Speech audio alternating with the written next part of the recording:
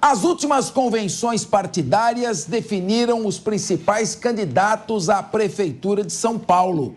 Opa! O atual prefeito que disputa a reeleição, que é o Ricardo Nunes, além dele tem o deputado federal Guilherme Boulos, o apresentador José Luiz da Atena. Esses estão embolados aí no topo das pesquisas de intenções de votos. Logo após, vem um bloco com o Pablo Marçal, a Tabata Amaral e a Marina Helena. No evento do MDB, Ricardo Nunes oficializou sua candidatura ao lado de Jair Bolsonaro, Michel Temer e Michele Bolsonaro, além do governador Tarcísio de Freitas, um bloco de respeito em termos eleitorais. Já na convenção do PRTB, Marçal indicou a policial militar Antônia de Jesus como vice na chapa e já saiu fazendo críticas aos seus oponentes. Os eventos do PSB e PSOL já aconteceram nas últimas semanas. A análise até aqui é que a disputa eleitoral na capital paulista, especialmente com o início da campanha nas ruas, vai ser a mais acirrada dos últimos 28 anos. E aí, façam suas apostas. Diogo da Luz, como é que você está vendo o cenário? Nós temos aí o Ricardo Nunes, ele tem o mandato, tem a gestão dele e tem um apoio forte. Agora, isso pode ser bom ou pode ser ruim. Quero te ouvir.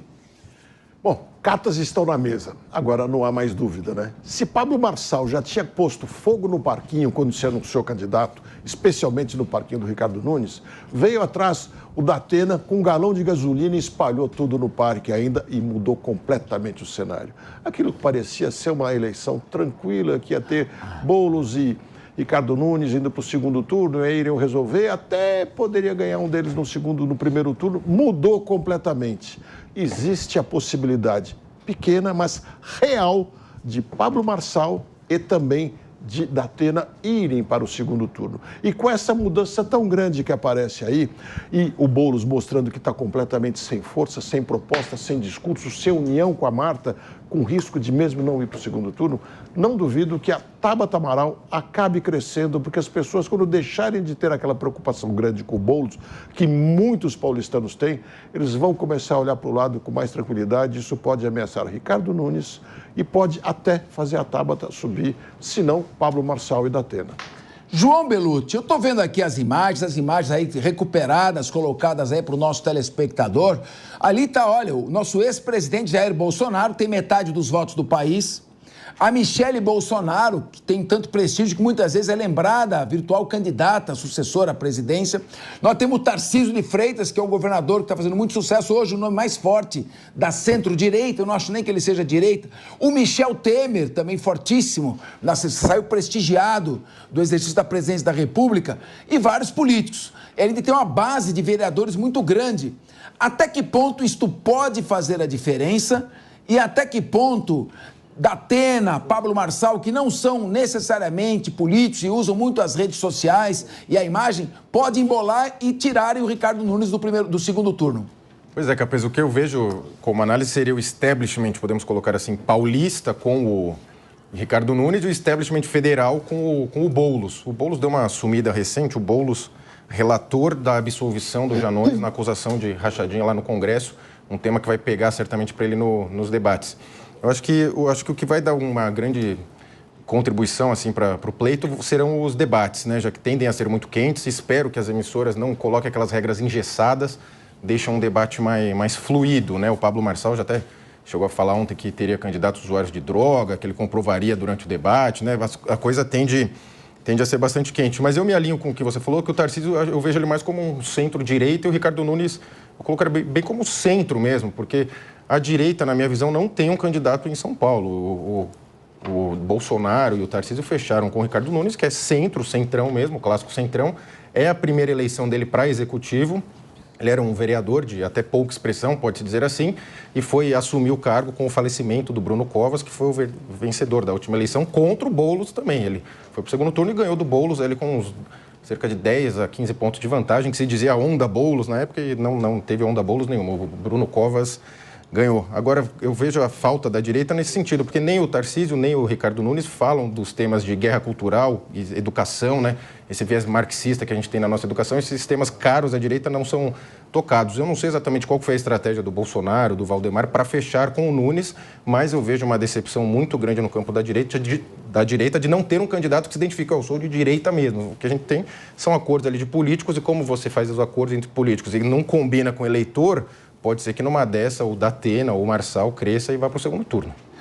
Priscila Silveira, nós temos na esquerda, está claro, que é o Boulos. Na centro-esquerda, a Tabata. O Ricardo Nunes fica ali no centro, flertando com a direita, às vezes na centro-esquerda. Quem é o candidato da direita? Datena, Pablo Marçal? O Ricardo Salles, se tivesse sido candidato, não ocuparia esse polo da direita? Como você vê essa corrida eleitoral? A gente vê que o Ricardo Salles foi preterido, né? Enfim, cabeça. E, na verdade, quando houve essa convenção, a gente percebe que, quando eles colocam a figura do Bolsonaro, da Michele, o Nunes quer se aproximar deste eleitorado, muito embora a gente saiba que ele também, obviamente, ninguém quer perder votos de nenhum, mas quando o voto é para ele, não importa de quem venha, né? Digamos a verdade. Mas eu percebo que o Nunes, ele sinaliza mais, querendo mostrar para o eleitorado de direita que ele está com a direita. Mas é importante a gente aqui também dizer uma coisa. O Pablo Marçal, ele também foi, de alguma forma, preterido, não é? Dentro aí das escolhas, e ele deu uma sumida, ele veio igual a Coca-Cola, agitou, fez o Paranauê e saiu. Então, eu acho que agora, o candidato que a direita vê, que é o escolhido pelo Bolsonaro, é o Ricardo Nunes, que a gente vê que não está tão à frente, porque tá o Datena, que eu particularmente disse em outros programas aqui da casa, que ele não avançaria, e fui surpreendido, inclusive, viu, Capês? E me parece que, dada a colocação que ele se encontra hoje entre os três, penso não ser, por hora, uma desistência da parte dele. Então, na verdade, que Nunes mais para o lado da direita, mas o Datena ali correndo, né, coladinho, querendo fazer crer que também está. E é possível que talvez eles se unam lá na frente contra o Boulos e, eventualmente, contra a Tabata. Muito bem, agora eu quero ver o Guilherme Mendes. Falando com a razão e não com o coração, que sei que o seu coração está apertadinho, você não pode falar por razões óbvias, mas está apertadinho nessa corrida eleitoral. Como é que você vê a projeção aí, a evolução a esquerda praticamente já se encaminhando para o segundo turno? E quem você acha que ali se disputa para chegar ao segundo turno? Quais as perspectivas nessa corrida eleitoral, na sua opinião, falando sempre com a razão? Porque aqui a prioridade são os fatos. Capês, a única coisa que aperta meu coração é o meu time estar 3 jogos sem vencer. De resto, não tem nenhum assunto que me aperte o coração. Quarta vai Mas ganhar. quarta-feira nós já vamos botar fim a essa má fase. Bom, voltando ao assunto eleições municipais.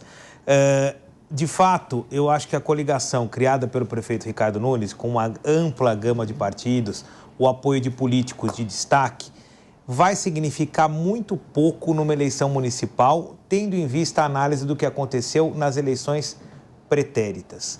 Por que eu digo isso? O candidato Rodrigo Garcia, que também está com o prefeito, na última eleição ao governo do estado, tinha uma coligação muito parecida, com 12 ou 13 partidos junto dele. E o desempenho não foi bom.